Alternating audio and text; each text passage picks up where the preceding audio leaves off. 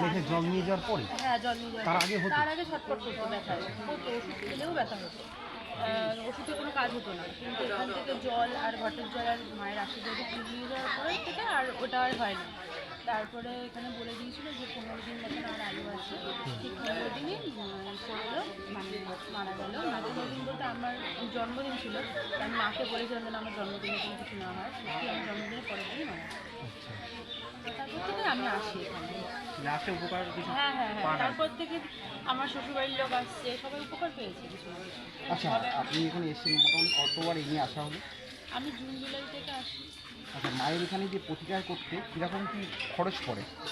খরচ বলতে শুধু ওই জল কিনতে হয়, জল পোড়া, ঘটের জল দেয়, এটা 10 মানে আনুষঙ্গিক যেই জিনিসগুলো লাগে সেইগুলো আর কি। হ্যাঁ। পয়সা করে কি নেওয়া হয়? এমনি মন্দির থেকে কোনো টাকা পয়সা লাগে না।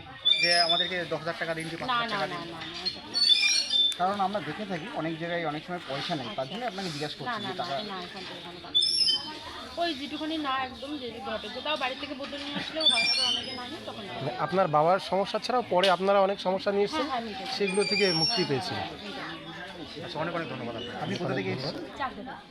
ধন্যবাদ।